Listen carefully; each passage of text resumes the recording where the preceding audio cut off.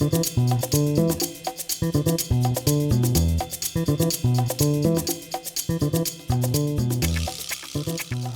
can try? Yes, I'm on. Yeah.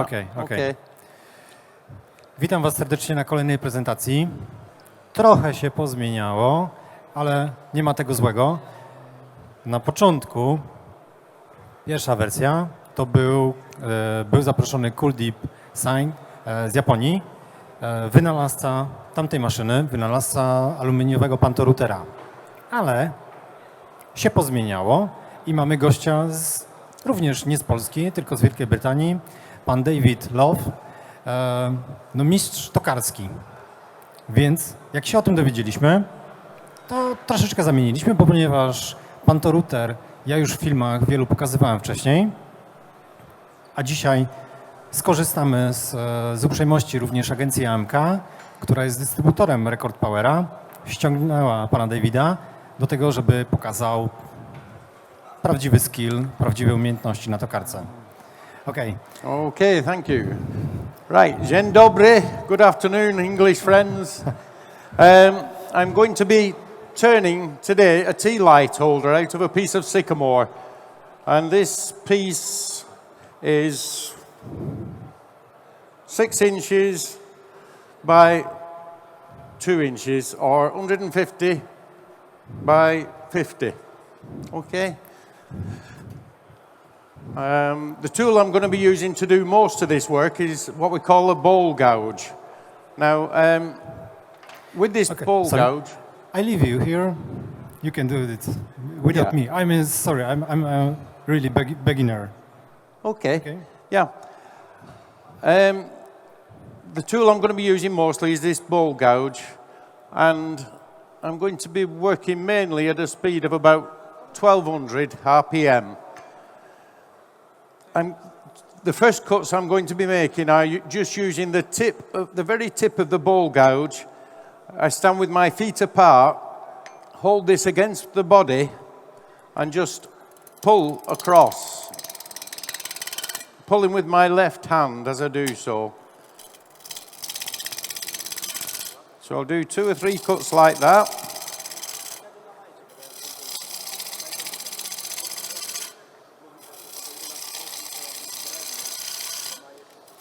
And one more maybe.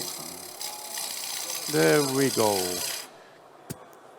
Now when you're cutting with the tip of the gouge, you finish up with lots of tear out and lines. It's quite rough, as you can see there. What I'm going to do now is alter the angle. And this time, the bevel at the back of the chisel, I'm going to be rubbing on the wood behind the cut. And I'm pushing with my right arm now. So just pushing steadily away. And you can see now the difference in that cut.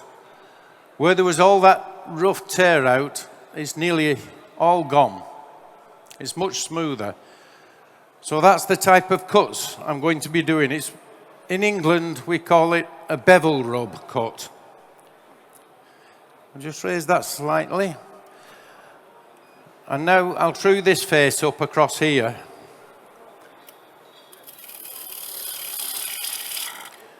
Again, just leaning across into it,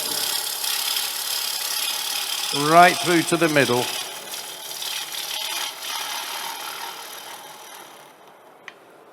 Okay.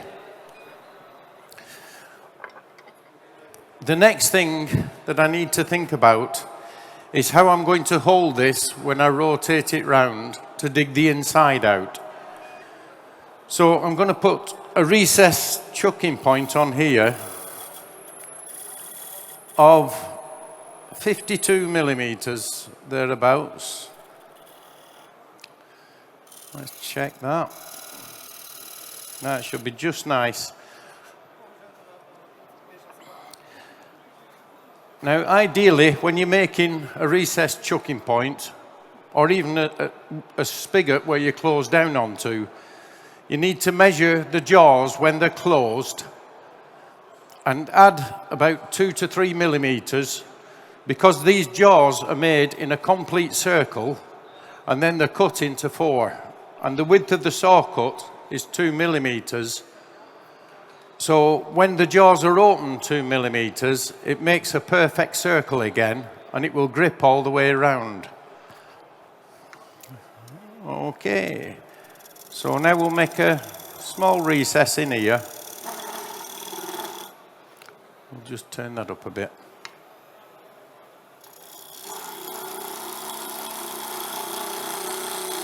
About 3 millimeters deep.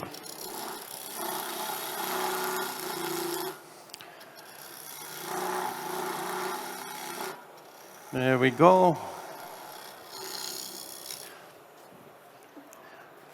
Now, one other thing about most jaws on wood turning chucks, they have a dovetail. So they get narrower as they get towards the chuck. It comes in at a slant.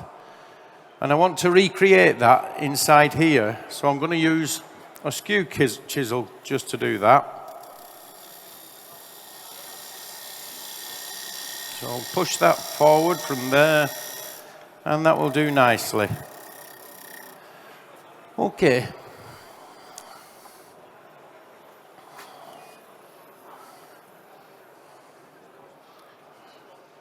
Right, we can now start to put some shape on this.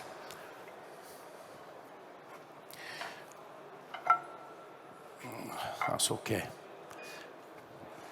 So I've altered the angle of the tool rest now so that I'm working on the corner.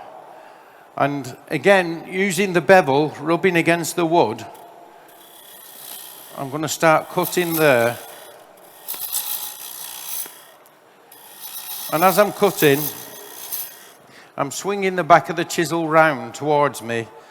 If you just push straight, you will get a dead flat cut. So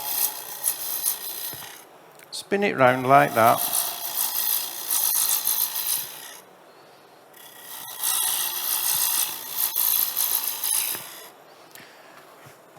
Now straight away, I've got quite a big gap here. If it's big enough to get your finger in, then it's too far away. So stop the lathe, move it closer in, and start again.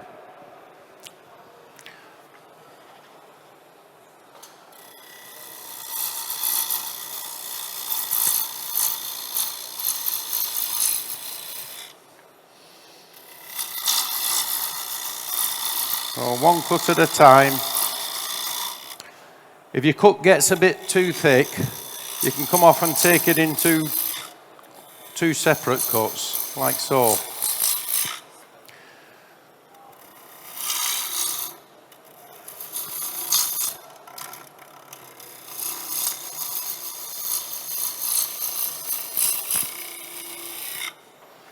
Again, stop the lathe, move the tool rest closer. Now, if you get yourself in a position where you get this quite bad knocking on the wood, do a pull cut with your left hand, again, just using the point of the tool, like so, and that knocking will have then gone. So then you can go back to doing another bevel rub cut, which will leave it nice and smooth.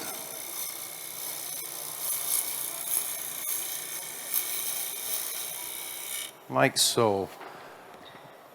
Okay. We're now in a position where that's ready to be sanded. I'm not taking it right to the top because I'm going to shape that afterwards. But we're all right with that. Okay. I shall start sanding with 120's grit. Speed down to around 500-ish. We need a slow speed because we don't want to put too much heat into the wood. And obviously friction causes heat. So I shall just give this a quick sand right down to 400 grit. The first one I'm using is 120. And when you're sanding, you should always work in this bottom quarter of the wood here. If you're sanding up here and anything goes wrong, it's going straight for your face. Here, it'll just drop to the floor. But we're okay with that. So that's 120s. 180s grit next.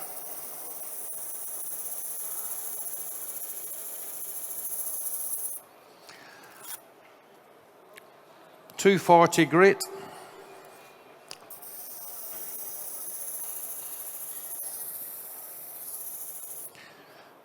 And 320s.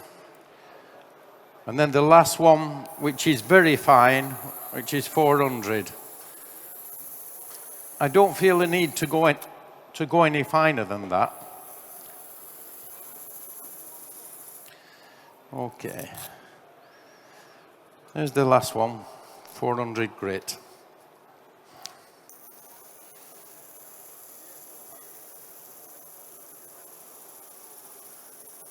That will be fine. Okay. Right. Next, I'm just going to give it a little spray with some acrylic sanding sealer. Firstly, I'll just wipe the dust off.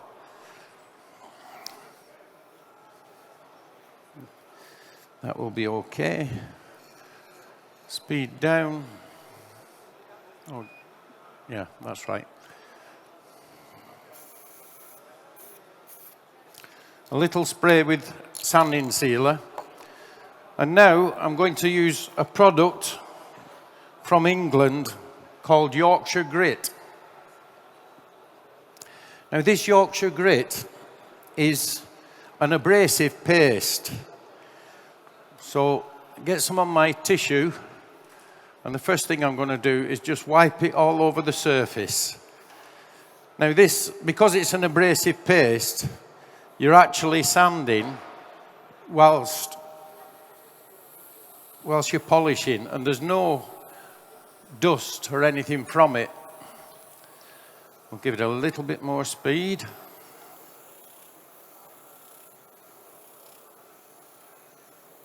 There we go. And by the time you've finished, the grit in this product, it breaks down finer and finer to the equivalent of about 2000 grit. So it leaves you a superbly smooth finish. And a little bit more. You just keep working your way like this. Keep changing to a clean bit of tissue.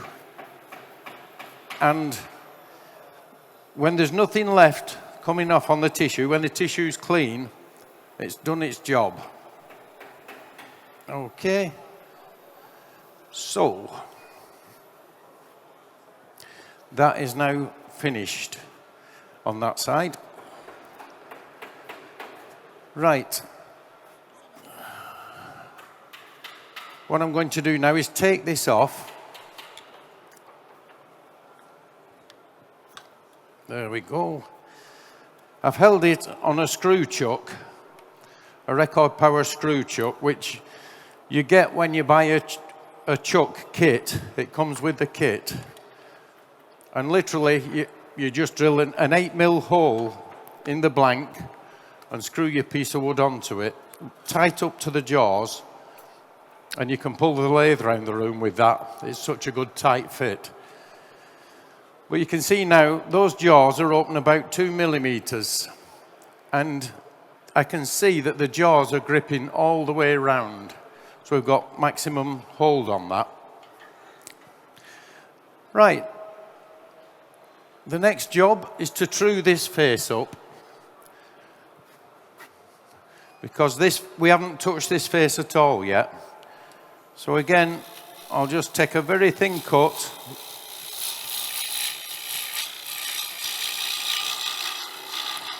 Across to the middle like that.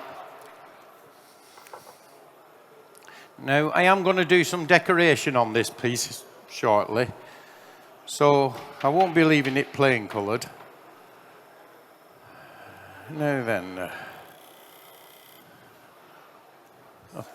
just let me check this measurement. That's right. Eventually, that's where the tea light holder cup will go, the metal cup.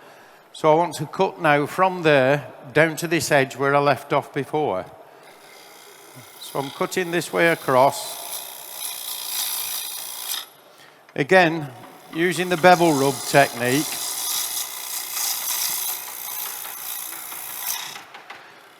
There we go, one more.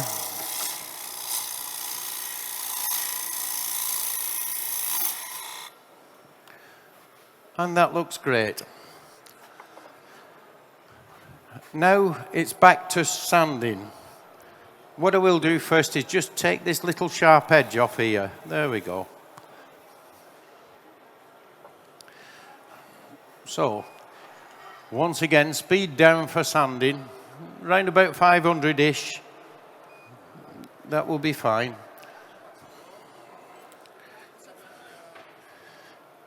And again, I'll start with 120's grit.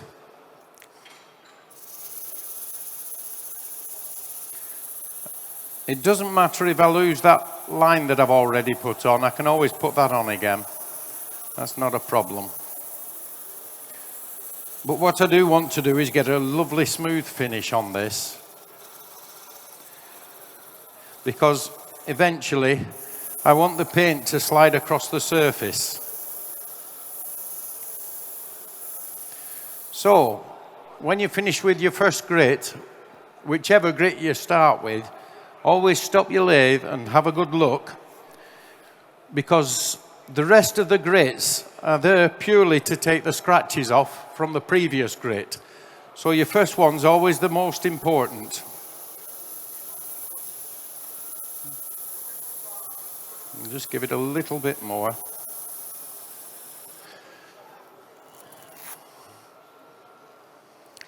And again, I'll go work my way right down to 400 grit.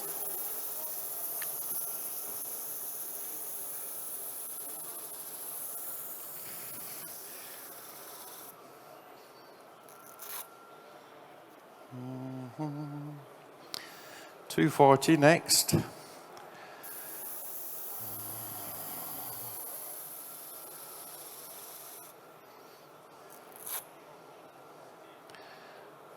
$320.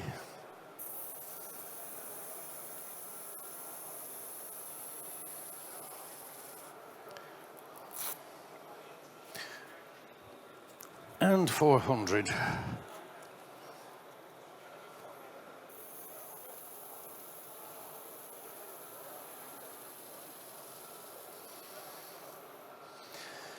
Okay. Now I shall seal this surface again. Again, that looks quite good. It's a nice smooth finish on it.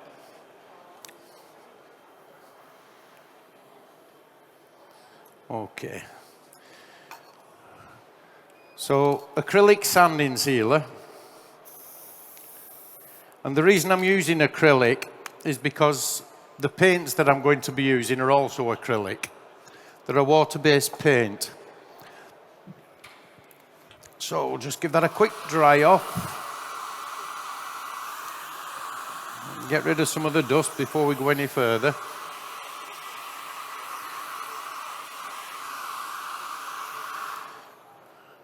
And now I'm going to ebonize the rim. Or, in other words, spray it with black paint. I'll just put that there to protect that. Right. Make sure I give this a good shake.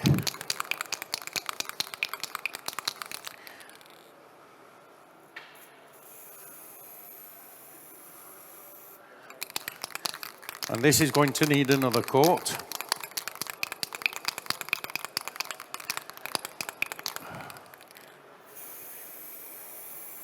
Much better. Okay. Now that needs drying off.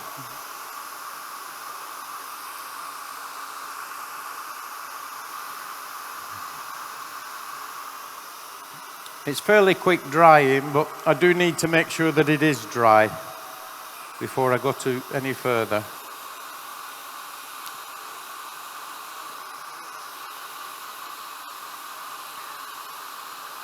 And also, if I get too close with this, it will bubble the paint. That's going to be okay. Just a little bit thick in the middle.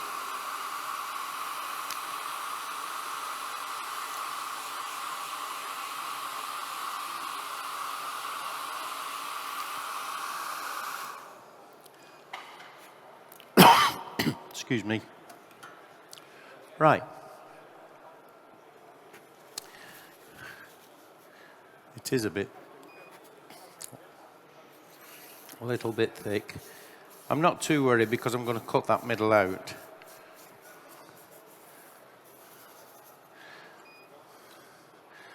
That should have got it. Right. Next, another coat of sanding sealer. And then we're ready to add some colour then.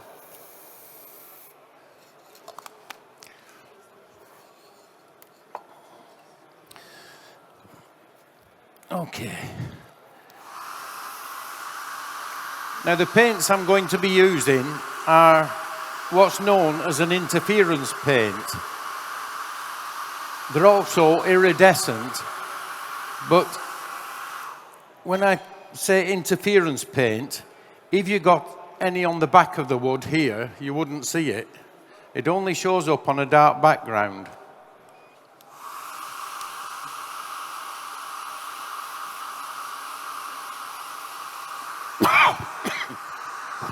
Sorry. Okay.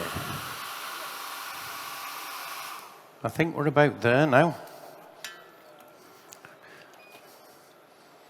Let's just have a look at that. Now these paints that I'm talking about, they're made by a company called Joe Songer. And you're ready with that? Great. Now I am going to be putting these on whilst the lathe's spinning very fast. In fact, about 3,000 RPM, 3,500 maybe. So I'm sorry about this, but if I don't do it, the screen's going to get covered and everything. Right. All I'm going to do is put some on my finger.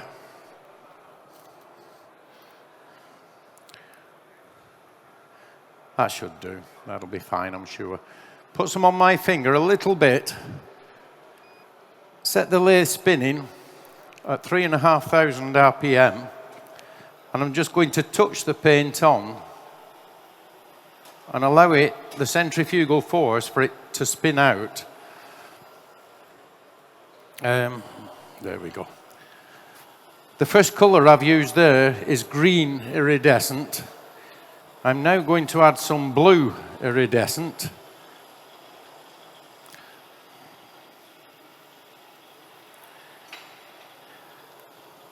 And just for the sake of it, I'm also going to go on with the third colour, which is red.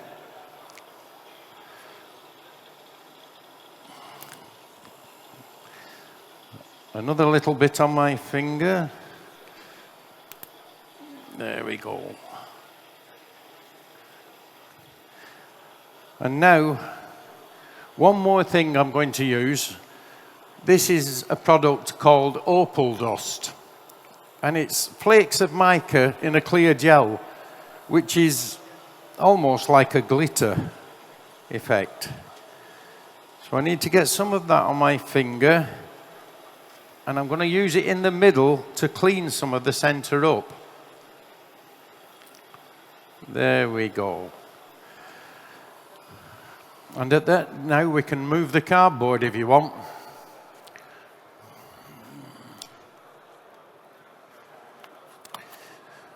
So that we can see the effect that that's had.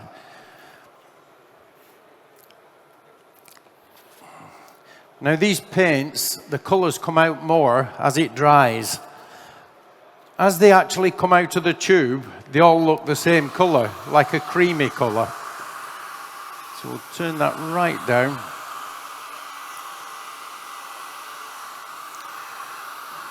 And dry it off.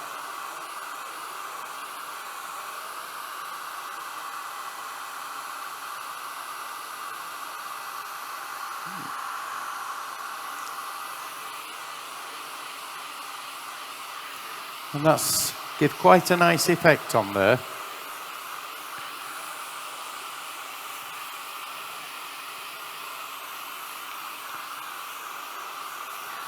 Okay.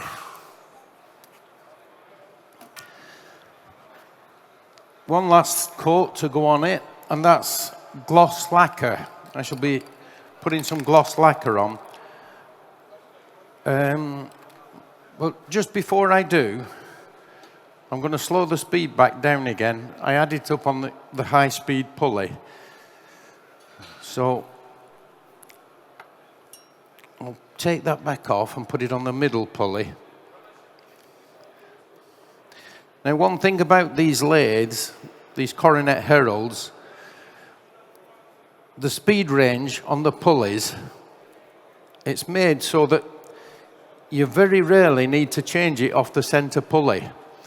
There's such a good speed range on it, which is from 140, slowest speed, and it goes right up to 1868. So you're getting close to 2,000 RPM, which is plenty fast enough for nearly all the work that you'll ever do. It's only on the odd occasion where, such as this, I wanted it a faster spin, that you need to change it. But you can do thread chasing or anything really slow, right up to high-speed cutting.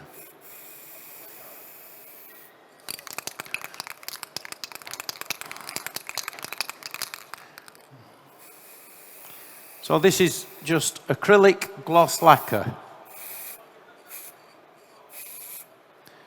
So all I'm doing is adding some shine to the surface. With that, and back to the drying process.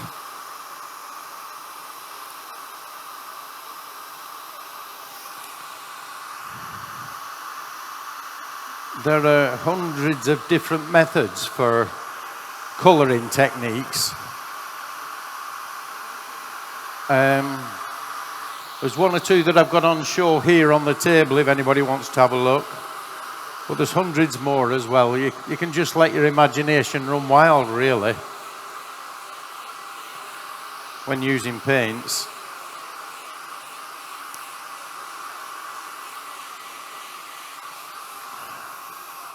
Let's have a look at this. Yeah, that's dry. So now comes the job of cutting the middle out.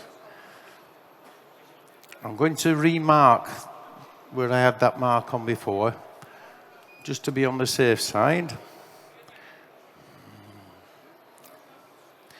And that was 40 mil.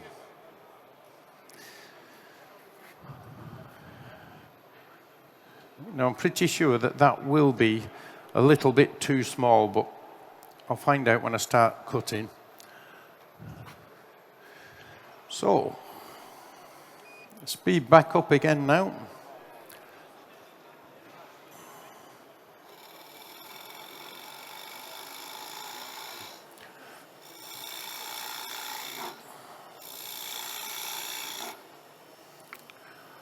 And this is a parting tool that I'm using. Now again, when you're using parting tools,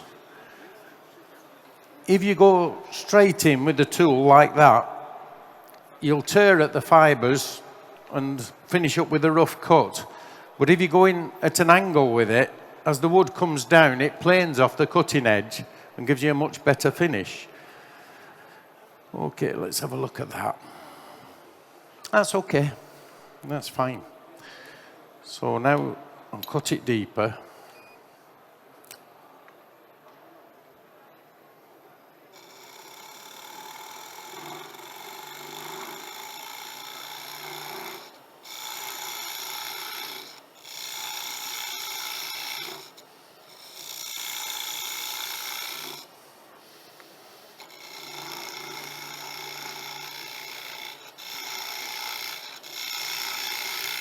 And lastly, I shall see if that's, I don't think we're quite deep enough yet, but I'll have a look in a minute.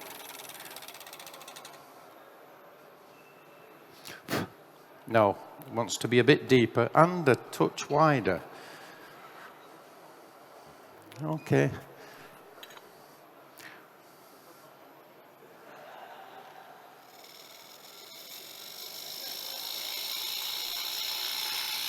And you've got to remember, whatever you cut off on one side, you've got to allow for double that, because it's cutting off both sides as it's spinning. It cuts off all the way around.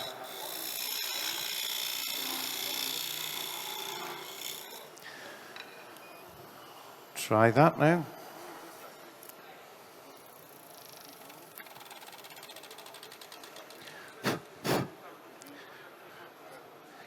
And we still need a little bit deeper.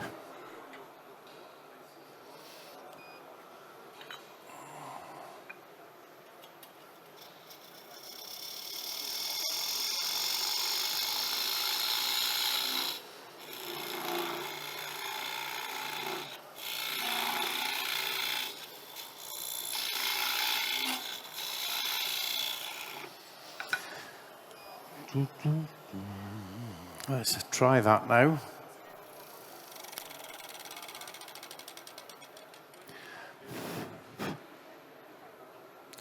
That's looking perfect.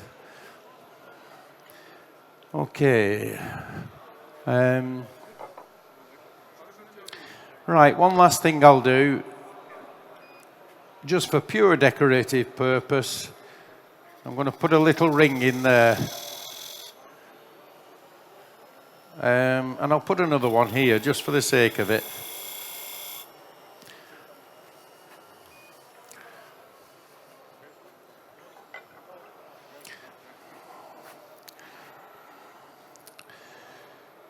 Now, normally what I would do now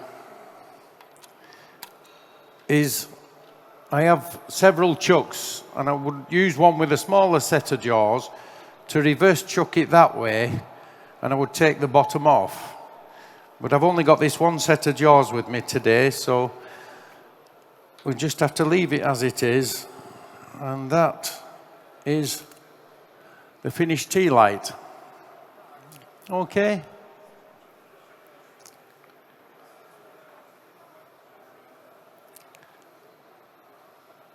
All right with that.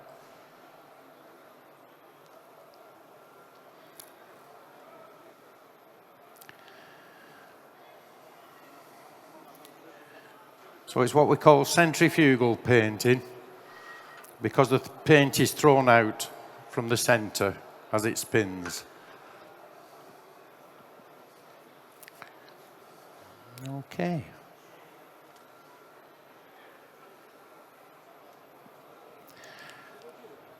And the products, as I mentioned, are you've acrylic sealer, ebonizing lacquer, acrylic sealer again, and then the Joe Songer's iridescent paints, which you spin out. And then the last one, if anybody wants to have a look, we can have a look here. The last one is called Opal Dust, which, as you can see, is quite glittery. And that slides along the wet paint.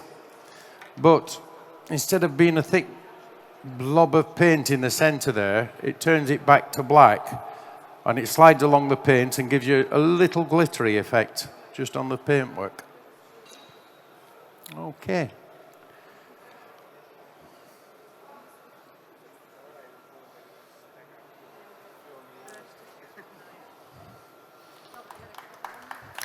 Thank you very much. Excellent job. What can I say? Thank you. I must learn, and learn. How long you are with Turner? I've been turning, I think it's just short of 9 years. 9 years? 9 years. 9 years when I bought my first lathe. I'd never touched one, not even at school. Yeah? Yeah, yeah. So you don't sorry, how to say it, but So someone teach you, or you are doing alone? No, somebody showed me how to do the basics, and then I just took over from there and Okay. started on my own. The guy where I bought my first lathe, they had a thing where you could go every Wednesday night and get free tuition. So I went along for a couple of Wednesdays. I got shown the basics, Yeah. and now he's got to the stage where I'm the one doing the teaching. So I'm a member of the Register of Professional Turners of Great Britain and the Association of Wood Turners of Great Britain as well. And it keeps me very busy. It Okay. does. Yeah. And the record power is quite famous in UK. Yes, yes. I do a lot of work for Record Power because I demonstrate at the different shows for them and things like that. Not just in the UK, but I've been other places as well, you know, with them. Yes. And yeah, I do a lot with them. They're very good machines. And this in particular, the new Coronet, they advertise it as a lathe that's made for wood turners, by wood turners. And it literally was. I was one of the people who they brought the prototype to before they started producing it. And they asked me to put it through its paces, as well as a few other turners. And we came up with various ways that they could improve the model. And they've taken every one on board. And as such, it is, as they say, it's a lathe that's designed by wood turners, for wood turners. Okay. And it's far improved from any of the lathes they've got. So what was your idea to improve here? Oh, Do you remember? I can't remember, to be honest. There was a lot of them. As I say, there was several other wood turners, and Okay. we all got involved. Originally, it had a 5-pulley system. It now only has 3. I saw it. The marking. The indexing wheel. Indexing point. Yeah. Is- The index is a 24-point indexer, which Yeah. operates on this button here. Great idea. So you can mark your work off at equal divisions if you want to do carving or anything like that. It's the only MIDI lathe on the market that you can rotate it off the bed Yeah, that's right. to get bigger diameter pieces on. And then. And there's an extension that goes on here. Aha, yeah, also extensions here. Yes. Another. Tick, tick. Yeah. Well, that will go to the center, but also, if you take that off, there's on the other bench. There we go. Yeah. Another arm. That can go on there. Yeah, excellent. So you can come right round, if you want with it, and turn completely off the bed. Yeah.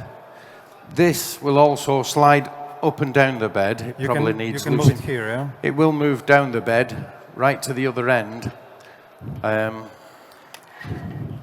There you go. Yeah, so then So you can Then you turn can- in the center.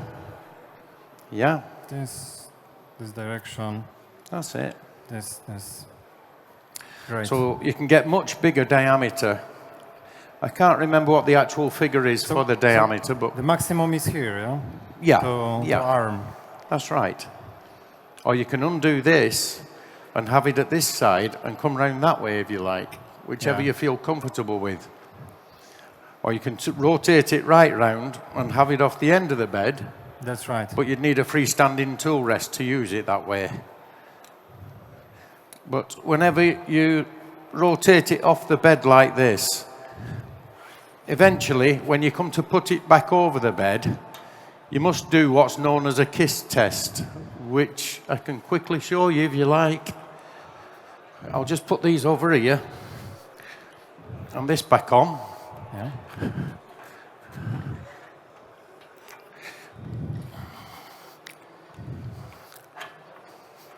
Just a moment. Is it screw? Oh, the screw's back in. It's all right, it's coming out. Yeah. Yeah. Just put that on the corner there. So to do a kiss test, you want something in this end, which can be your drive center that you get with a chuck. In this case, I've just got a stab center. But you want something that's comes to a point so that you Must can be touch. bring that up Must be and exact. that locks off. Then the thing is, every lathe on the market that I know of, they lock off at 90 degrees, but there's always that little bit of play. So you need to make sure that you're dead in line with the other side and then lock it off, Yeah. like so. So you now know that when you turn between centers, if you turn in a spindle, you know that it's going to be accurate. Otherwise, it could finish up oval rather than round. Yeah. But it's a very good lathe.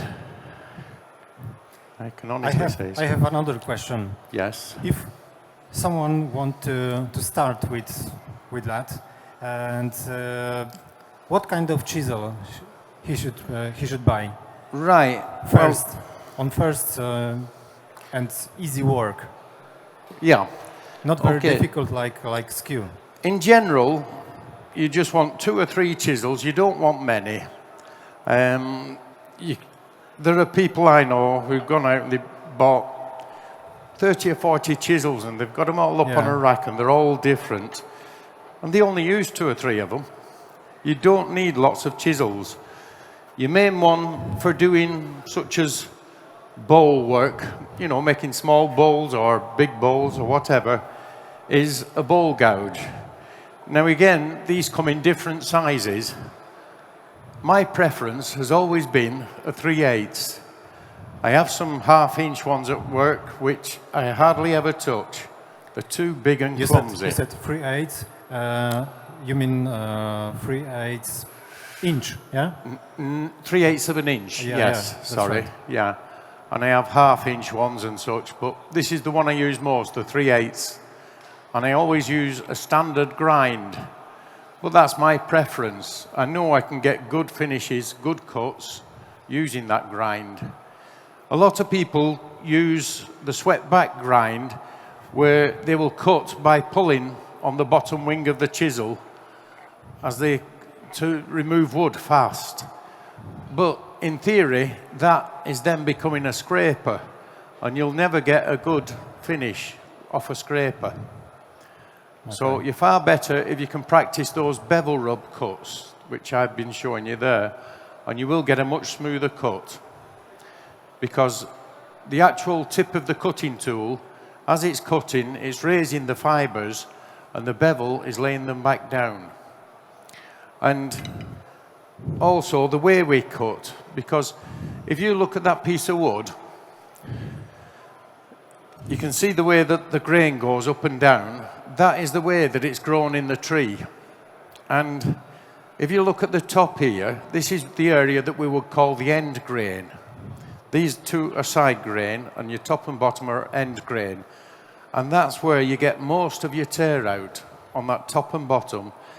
And if you think of this, the way it's grown in the tree, it's like a bunch of straws, because it's got to take all that moisture up to the top of the tree. That's right. And if you cut through a bunch of straws that way, you're going to splinter them and smash them all open.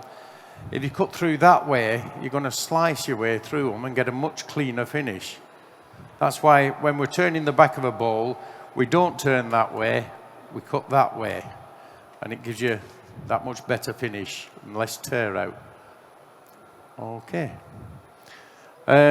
So that's the bowl gouge. Bowl gouge is number 1. You need a parting tool. These are quite a thick one. I have a lot of thinner ones in my workshop. But really, the main thing you need them for is putting these recesses in if you wanted to do that type of chucking point. The only other thing you would use them for is actually parting off your work, where you hold it with one hand and part your way right through. And I haven't got a spindle gouge with me, but the other one that I use quite a lot is a spindle gouge, which is for fine detail work. And lastly, a roughing gouge. The roughing gouge is, have you got some there? Yeah, okay. A roughing gouge is designed for side grain work. So if you've got a spindle between centres and it's square shape, this is the tool that you would use for taking it down to the round, because you're cutting all the side grain off. And as you're cutting, it's always good practice to look up at the horizon on the wood. Because if you look down at where your chisel is, you'll just see a bunch of shavings. Looking at the horizon, you can see exactly where your cut's going as you go along. And again, it's one of them you hold by your body and you use your body to move backwards and forwards to do the cutting. If you do that, you have very little control. And also, if you do that, you've even less control. You must have some contact with your tool rest at all times. Okay. Thank you very much. Thank you very much. I think we're going to finish.